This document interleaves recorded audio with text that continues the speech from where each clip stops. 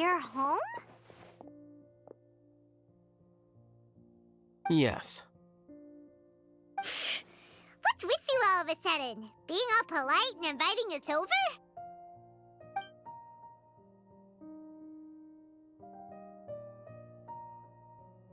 Ah, you're back. Quick, come help me see if this painting's all straightened. Huh? Who are they? Stop making a fuss. They're obviously guests. You're not from the academia, are you?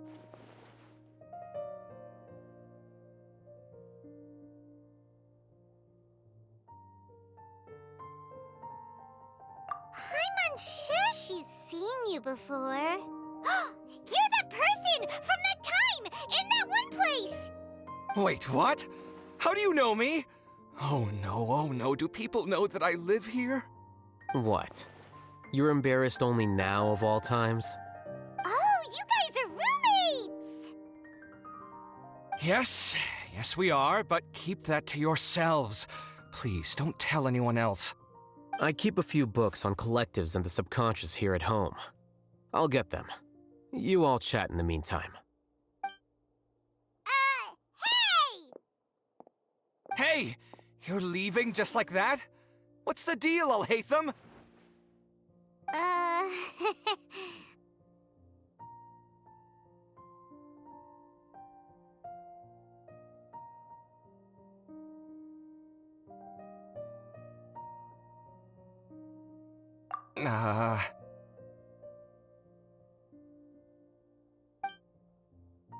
Sorry, I know we've only just met, but I have to ask.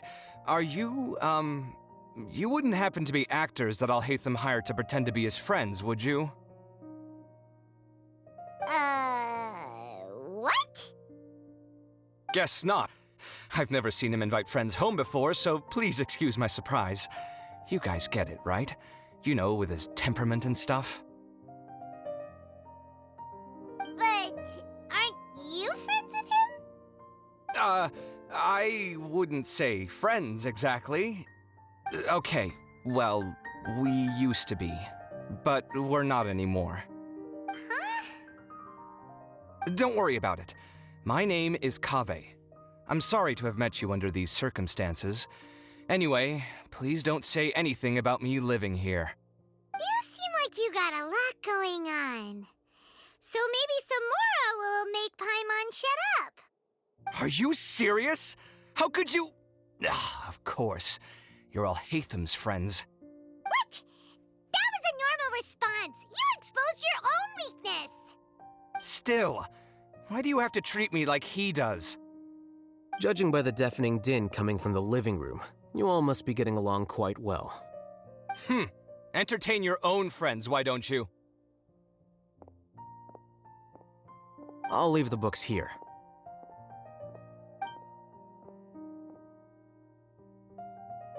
Paimon's dizzy from reading. This is way too complicated. Why don't we just ask questions instead? Paimon wants to know, oh, how did you know about the collective consciousness's weakness? A year ago, Siraj presented his thesis to the Grand Sage, who offhandedly asked for my opinion. I actually responded with 2 lines of reasoning. The first, as I've already said, was that his research was on human evolution, a subject prohibited by the academia. The second was that I thought the direction of his research was too extreme, but his approach too conservative. Wait, that's too conservative? He built such a large lab, gathered all those people, and even tried to get rid of you! One way to stabilize a collective consciousness is to remove the test subject's humanity altogether. The optimal solution to achieve collective consciousness is to focus solely on the overmind and treat the other test subjects as tools. That's way too dangerous! You're not seriously considering that, are you? 'Cause, whew. I'm merely stating the facts. If Siraj had done that, I would have felt his work to be just as senseless. It's impossible for any species to evolve overnight, and humans without their humanity cannot be called humans. That's why the academia prohibited research into human evolution. Most research of this kind tends to run contrary to evolution. good now. Ha! That's rich coming from you. If humans aren't humans without their humanity, then you'll probably evolve into some other species in another decade, I wager. What about you? Are you going to devolve into a fungus? At least I'd be a fungus with empathy. Sorry for eavesdropping, but what happened to you guys? Are you in trouble? Sort of. We encountered a strange researcher that had it out for us. Are you all okay? Huh. So that's how things went. Such is life. If only he'd known, Alhaitham could have stayed indoors today, and the whole thing could have been avoided, right? Plus, he could have helped me with the housework for once. See those books? They've been sitting there waiting for someone to sort through them for an age. If you're not gonna read them, tidy them away. They don't belong there.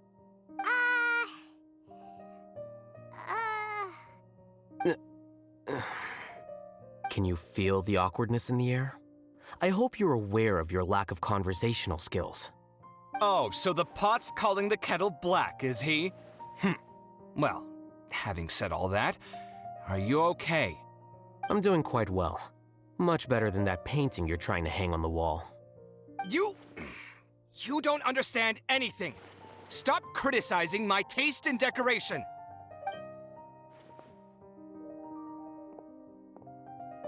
Paimon can't tell which of them is more problematic. Let's just get this over with and leave.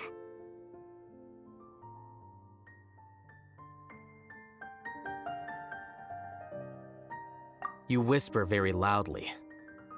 Oh, yeah, Paimon's been told that. Do you have any more questions? Let Paimon think. Oh, by the way, the other researchers apologized to you. They hope that you can forgive them. I bear them no ill will. More accurately, I don't really care about what they think of me. To some extent, they were also fooled by Siraj. The Matra will take this into account at their trials. Ilias also said that he wanted to tell us the truth at Gandharvaville, but he didn't have the courage. He apologized to you, too. It doesn't matter. I never considered asking him to come forward with the truth. Judging from his experiences, he's more courageous than the average person. There's no need to lay even more criticism on him. Criticizing the brave only shows how weak you yourself are. I'm going for dinner in 10 minutes, so I'll field one last question. Paimon doesn't have any more questions. How about you? Oh, yeah, that's a good question. You only started investigating with the Matra at the Academia because you were interested in something, right?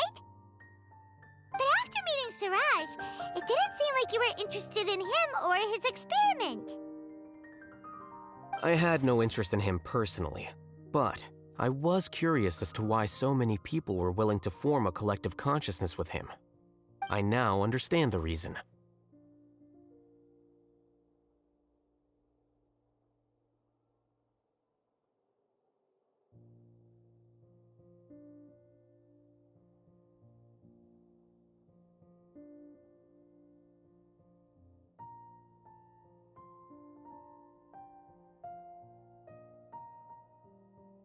Correct.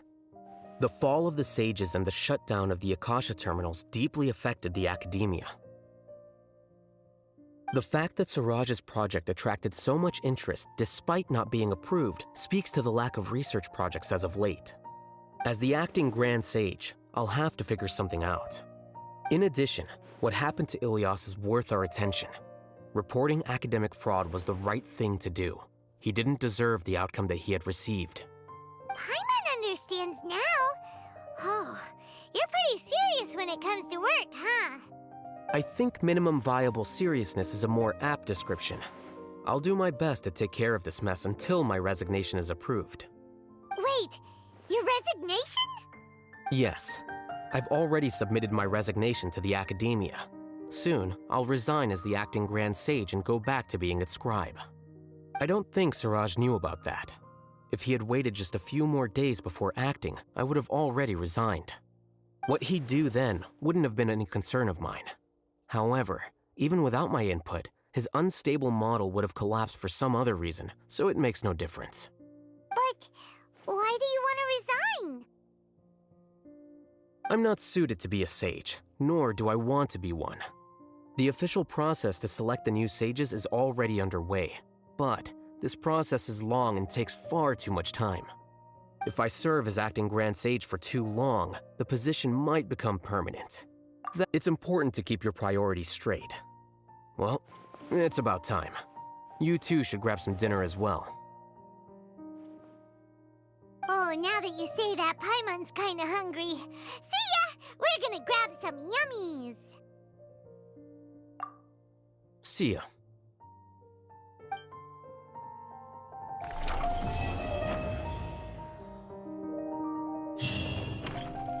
The name Siraj doesn't ring a bell. Was he in your class? He isn't someone who would leave an impression, so it's expected that you don't remember him. I've always had a hard time appreciating the way that the academia pressures people by labeling them as geniuses. But even so, the academia can't be left to you. Or perhaps I should say that I'm delighted to see that you have a base amount of self-awareness. If the people in the academia haven't gone mad, they'd know that I'm much more suited to be a sage than you. And I suppose they'd let everyone know that your career as a sage will be as shaky as that painting. Again, that's mighty rich coming from someone about to resign.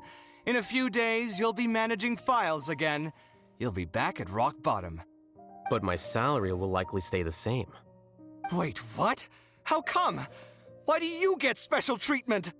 At least I don't have to be an architectural designer who works himself to death just to get a smile from his client.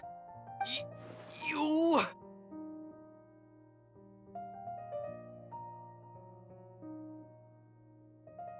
I took time out of my day to clean the living room for you, and this is the thanks I get for it? I'd have been better off catching up on my work. I still have designs to finish. Make sure to pay back the rent you owe me. I'm going to buy some furniture with that Mora. What? Are you trying to annoy me to death? The decorations you buy keep getting uglier and uglier. What's the point of having a boring wood carving in your house? You'll have to blame that on my financial freedom. Fine. Go ahead and hide behind your financial success if you want. But if we forget Mora for a second, do you have anything of true value to boast about? I think I'd have too many choices, to be honest. You, on the other hand, can you think of any redeeming features at all? Artistry, for sure. You don't know the first thing about interior design. Don't go off buying random furniture unless you take me with you. So I'll have to bring you along and then buy you drinks? Of course. But why would I do that? It would just be another form of a loan, and you'd have to pay me back eventually. Can't you just be nice and not ask for the Mora back? Pretending that you're not in debt is as ridiculous as pretending you're not living in someone else's home. Word will get out sooner or later. Speaking of which, your friends won't say anything, right? Tell them to keep all this a secret. There's no need to hide it so carefully. I think the truth's already out. You're such a lightweight that a few drinks at the tavern had you spilling all your beans. What? No, it can't be.